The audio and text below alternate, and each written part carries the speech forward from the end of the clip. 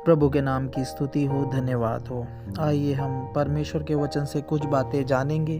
हम पढ़ते हैं मत्ती 7:21 से। जो मुझे हे प्रभु कहता है, उनमें से हर एक स्वर्ग के राज्य में प्रवेश ना करेगा, परंतु वही जो मेरे स्वर्गीय पिता की इच्छा पर चलता है। उस दिन बहुत से लोग मुझसे कहेंगे, हे प्रभु, क्या हमने तेरे नाम से भविष्यवाणी नहीं की, क्या और तेरे नाम से दुष्ट आत्माओं को नहीं निकाला, और तेरे नाम से बहुत से आश्चर्य कर्म नहीं किए? तब मैं उनसे खुलकर कह दूंगा, मैंने तुमको कभी नहीं जाना, हे कुकर्म करने वालों, मेरे पास से चले जाओ। हम देखें प्रभु के वचन में जो हमने अभी ये पढ़ा है, क्या इन्होंने परमेश्वर पर विश्वास नहीं किया, विश्वास के साथ काम नहीं किया? भविष्यवाणी भी कर रहे हैं, चंगा भी कर रहे हैं लोगों को, दुष्ट आत्माओं को भी निकाल रहे हैं, आश्चर्य कर्म भी कर रहे हैं, फिर भी प्रभु इन्हें ऐसे क्यों कह रहा है? वजह एक ही है। प्रभु का वचन साफ साफ कहता है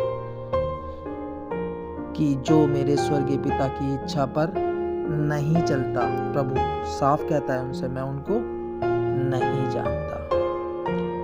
बहुत से लोग विश्वास में निकल करके आते हैं, मैं भी निकल करके आया। दुनिया भर में लाखों करोड़ों लोग प्रभु पर विश्वास करते हैं, लेकिन हमें विश्वास के अनुसार प्रभु ने जो हमें बताया है, प्रभु ने जो हमें कहा है, उसके अनुसार हमें चलना भी है। इसलिए हम चर्च जाएं, प्रभु का वचन सुने और उस वचन को मनन भी करें। उससे होता क्या है? उससे हमारा विवेक शुद्ध होता है। हम वचन के अनुसार सोच और समझ सकते हैं, हर काम, हर फैसला या हर निर्णय लेने में सक्षम हो सकते हैं। परमेश्वर का वचन हमें हर एक विषयों के लिए निरुत्तर करता है, हर एक बात का जवाब हमें देता है। हम सभी के जीवनों में परमेश्वर ने कुछ ना कुछ काम किए हैं, जिन्हें हम देख करके प्रभु पर विश्वास किए हैं और निकल करके आए हैं। तो हमें ये चाहिए कि हम प्रभु के वचन को मनन करें, प्रभु के वचन को जानें, जिससे कि हम आगे का जीवन विश्वास के साथ बिताते जाएं और प्रभु हमें वचन के द्वारा दृढ़ भी करेगा। ऐसा ना हो कि हम विश्वास में निकल करके आए हैं और फिर संसार की ओर या उन सब बातों की ओर जो परमेश्वर को नापसंद है, वो अपने जीवन में हम अब करेंगे, तो हम परमेश्वर से फिर दूर हो जाएंगे या परमेश्वर की इच्छा से दूर हो जाएंगे। वचन में जैसे लिखा है कि क्या हमने तेरे नाम से भविष्यवाणी नहीं की, क्या तेरे नाम से दुष्ट आत्माओं को नहीं निकाला, या आश्चर्य कर्म नहीं किए? ये सारे काम होंगे, लेकिन ये सारे काम हैं किस लिए? हम प्रभु के वचन में ये बात पढ़ते हैं। हम पढ़ते हैं मरकुस 16:20, और उन्होंने निकलकर हर जगह प्रचार किया और प्रभु उनके साथ काम करता रहा और उन चिन्हों के द्वारा जो साथ साथ होते थे वचन को दृढ़ करता रहा। आमीन। हम यह साफ साफ पढ़ते हैं, चिन्ह चमत्कार किस लिए? वचन को दृढ़ करने के लिए कि वचन ये ठीक है, परमेश्वर का वचन है, उसी वचन के अनुसार सबको चलना है, ना कि उन चिन्ह चमत्कारों के अनुसार।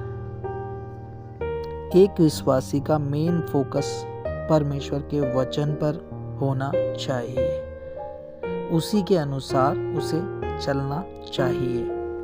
और इससे होगा क्या? इससे होगा ये, हम पढ़ते हैं रोमी 12:2, इस संसार के सदृश्य ना बनो, परंतु तुम्हारे मन के नए हो जाने से तुम्हारा चाल चलन भी बदलता जाए, जिससे तुम परमेश्वर की भली और भावती और सिद्ध इच्छा अनुभव से मालूम करते रहो। इससे हम परमेश्वर की वो इच्छा जो हमारे जीवन में वो चाहता है, हम क्या करेंगे? अनुभव से मालूम करते रहेंगे। और इन दिनों तो और भी ज़्यादा हमें ध्यान देना चाहिए परमेश्वर के वचन पर और उसकी इच्छा पर। क्योंकि संसार में इन दिनों में पाप और बुराई बहुत ज़्यादा बढ़ता जा रहा है। और वचन हमें बताता है कि हमें इस संसार के सदृश्य नहीं बनना। बनेंगे तो जैसा प्रभु ने कहा है कि मैं उन्हें नहीं जानता, हे कुकर्म करने वालों मेरे सामने से चले जाओ। इसलिए हमें जागते रहना है और प्रभु के वचन के अनुसार रोज ब रोज उनके लिए तैयार होते जाना है। यानी कि परमेश्वर की इच्छा अनुभव से मालूम करते जाना है। वो मालूम कैसे चलेगी? जब हम परमेश्वर का वचन सुनेंगे, पढ़ेंगे और उसके अनुसार चलेंगे। चलने से मेरा संबंध मेरे पिता के साथ अच्छा होता है। उनके साथ मैं समय बिताता हूँ या प्रार्थना करता हूँ, और ये हमें करना भी है। तभी प्रभु अपना वचन खोल कर देता है और उन सब बातों से बचाता है जो बातें आत्मा से युद्ध करती हैं, हमें पाप में गिराने की कोशिश करती हैं। इसलिए हे मेरे भाइयों, है मेरे बहनों, उन सब बातों से आप दूर रहें। अपने आप को इस संसार के सदृश्य ना बनने दें। और ये बचा हुआ जीवन जो हमने विश्वास किया, उद्धार पाया, बपतिस्मा लिया, प्रभु के साथ साथ हम चलते हैं, पवित्र आत्मा पाया है, परमेश्वर के पुत्र की पहचान में बढ़ते जाएं। प्रभु इस वचन के द्वारा हम सबको बहुतायत से